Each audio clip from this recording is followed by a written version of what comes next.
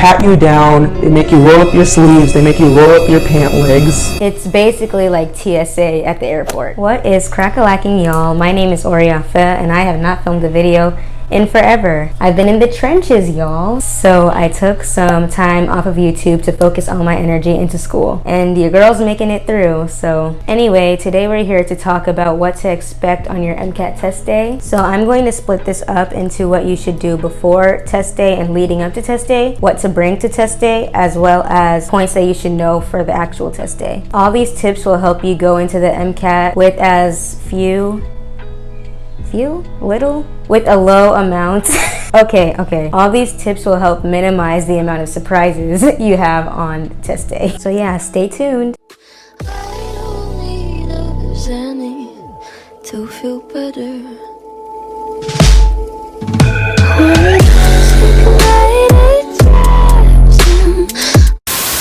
So first I'm going to talk about what you should do before test day. The first thing I recommend for you to do is to go to the test center maybe a week before your test day or a few days before. And oftentimes the MCAT test center is in a larger building. So if you go earlier, you'll be able to take the time to find out where exactly in the building your test center is. And you can also get a feel for the building and find out where the bathrooms are, where the water fountains are, if the water fountains even work due to COVID. You can get a feel for what the temperature is in the building. You can see how far the bathrooms are from the testing center. That way you know on test day, do you have to run to the bathroom? Can you walk to the bathroom, etc. If you get a feel for how the building is laid out ahead of time, you're less likely to get lost on test day. And if you're running a bit late, you know exactly where you're going and you don't have to wander through the building before finding the test center. A couple other things you should look for are where the clocks may be, because you're not going to have access to your phone during the breaks to check the time when you're going to the bathroom. And if there is anyone in the building when you get there, you can ask the person there questions about taking the MCAT and any questions you may have about the building. Here's another thing. Let's say my exam is at 8 a.m. and I want to leave the house at 6:40 and it's a 10-minute drive to my testing center. A good thing to do on another day before the test at 6:40, check how long on Apple Maps or Google Maps or MapQuest, Waze, whatever you use, check how long it would take at 6:40 a.m. because traffic varies at different times during the day. So you'd want to know ahead of time how long it would actually take to get to the testing center at that certain time you're taking the test. Another good thing about going to the test center beforehand is that you'll be able to see what the parking situation is like, whether you have to pay for parking, where the parking spots are, etc. You don't want to have any surprises when it comes to parking. Another thing is that you may have to alter your sleeping schedule in the days leading up to the test. And one tip that I have regarding this is when you're taking the practice test, you should take them around the same time you would actually be taking the test. That way you can get a feel for how your body reacts to the time differences and train your mind to be alert during certain time periods. Let's say you're taking a 3 p.m. exam. During your practice test, you might notice that during the psych-soc section, that's such a tongue twister for me, psych-soc section. Anyway, when it's around 9 p.m. you start getting tired. Or maybe you'll find if you have a morning test that you're tired during the chem phys section. If you go into the test already knowing this ahead of time, you'll be able to adjust your sleeping schedule. So if you have an afternoon test, maybe sleeping later or earlier if you have a morning test. So it's important to understand your body and do what you need to do to be in the best state of mind when taking the exam. And while you're simulating your practice test, I recommend taking your test with a mask on, because in 2022, you're gonna be required to take the test with a mask on. The overall goal is to feel as comfortable and not feel anything foreign during the exam. So yeah, that's something you don't have to do, but it's something I did while taking my practice test. And I don't know if it actually helped on the exam, but it made me feel more used to it. This next tip is especially for my people who are taking morning MCATs. Please pack your lunches the night before, and I'd even say prepare a little breakfast the night before if you can, unless you think you'll have enough time to do it in the morning. Getting it done the night before will just eliminate one extra stressor that you don't need on test day. And my last tip for before test day is to take care of your mental health leading up to the exam. Let me tell y'all, 2 days before the exam, I experienced anxiety that I had never experienced in my life, ever. I was out here pooping, crying, screaming, throwing up, shaking. It was a hot mess. I felt awful.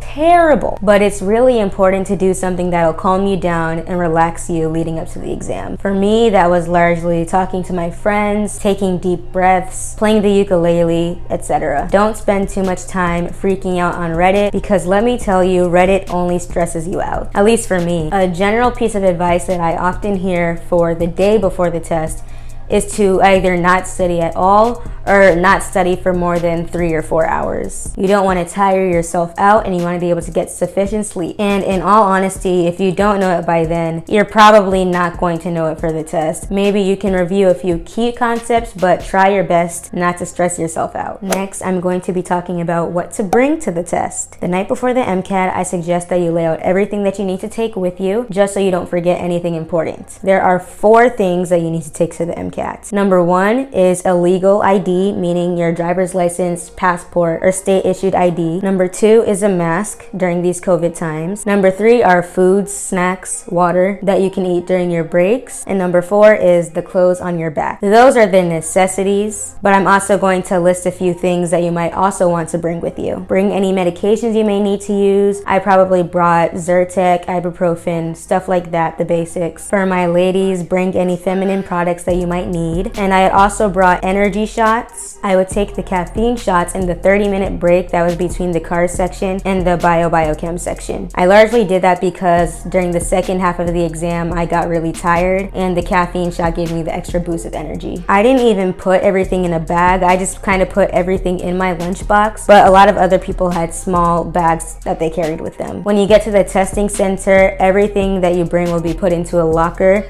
and you're only allowed to access the locker during breaks. If you're wondering about your phone, I kind of recommend not even bringing it. I kept mine in my car, but if you don't have a car to keep it in, you can also turn in your phone to them. And you are not allowed to access your phones during the breaks, so you put it in a Ziploc bag, seal it away, and give it to them. That's really all you have to bring. I say bring as little as you can. So now I'm going to get into little tips and details that you should know on test day. So the recommendation the AAMC has is to arrive 30 minutes early. I think I arrived 40 minutes early, and plan your transportation in advance. So if you want to take an Uber or a Lyft to the exam, I suggest you schedule it rather than calling it on the spot, because when you call it on the spot, you don't know whether it's going to be 2 minutes away or 15 minutes away, and that makes a huge difference. So yeah, use the scheduling feature for that. And if you're taking something like the train or the metro, try to check any schedules that they might have uploaded, and try to get there early, because you don't know if there are going to be any delays, and if you get there late, they're not going to let you in. I'm just going to talk a little bit about what to wear. I did not know that you are not allowed to wear hats and hoodies in the test. So I'm going to tell you guys that you can't wear hats and hoodies in the test. I think if you are wearing a hoodie, they'll just have to check it, but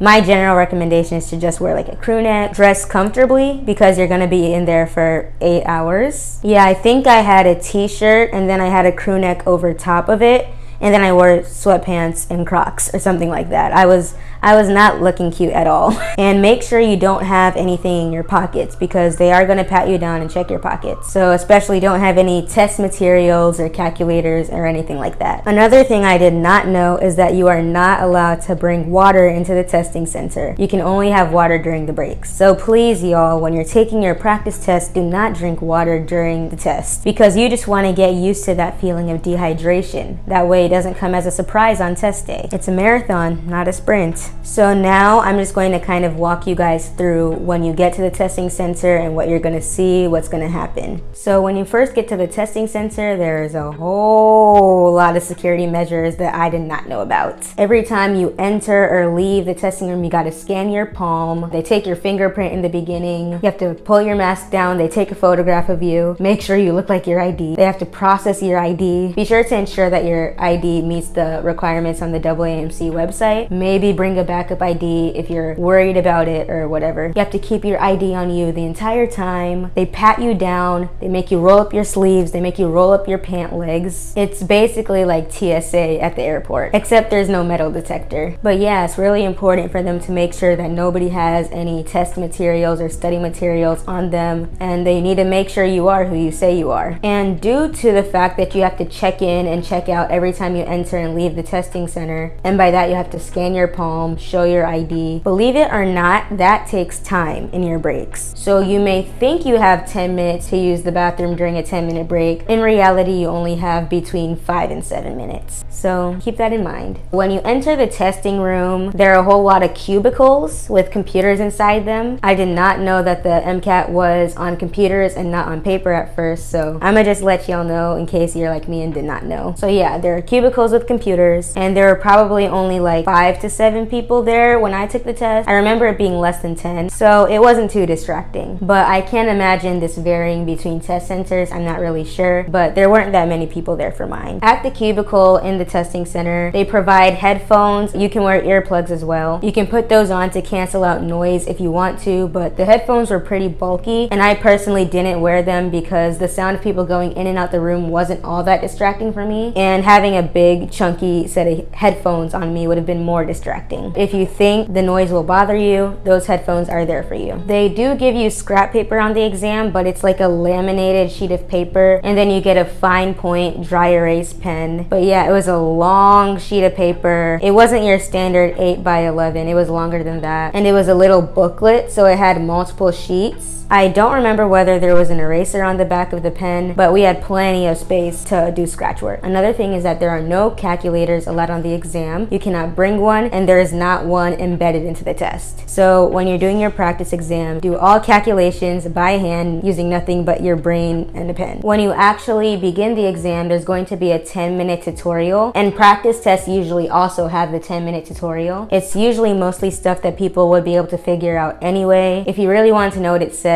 do it during one of the first practice tests you do. During this 10-minute tutorial time, don't just skip past it. Here's what you should do. Make yourself a cheat sheet, a reference sheet, and write down mnemonics, equations, amino acids, any information that you think you might need to know on the test that might be harder for you to remember otherwise. Just write down some high yield points, and that could help you during the exam. And do it based on what you think would be of most benefit to you. For example, I wrote down every single physics equation that I could think of, chemistry equations too, but I did not spend that time drawing out amino acid structures. Why? Because I already felt solid enough in that. But that's also something that's popular to do because it's pretty high yield. This reference sheet will save you a good chunk of time during the exam. So you take the test, la-di-da-di-da. 8 hours later. At the end of the exam, it's going to ask if you want to void your score. Please, 99.9% of the time, do not void your score. Almost nobody, even people who get 528s, nobody feels good after taking the exam, or oh, I aced that. Nobody feels like that. So even if you don't feel you did well, just get it scored. You're not gonna get your $300 back if you void your score. You have nothing to gain. The only situation in which it would be a good idea to void your score maybe is if some sort of emergency happened during the exam, like a fire alarm went off. But if nothing super serious happened, just get it scored. After you click to not void your score, they print out a little paper that basically says, congrats,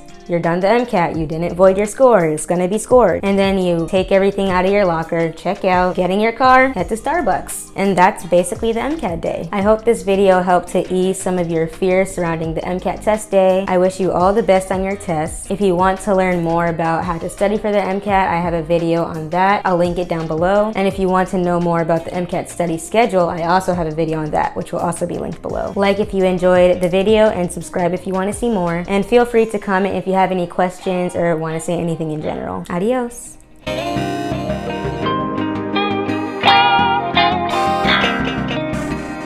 What's it bring to the test?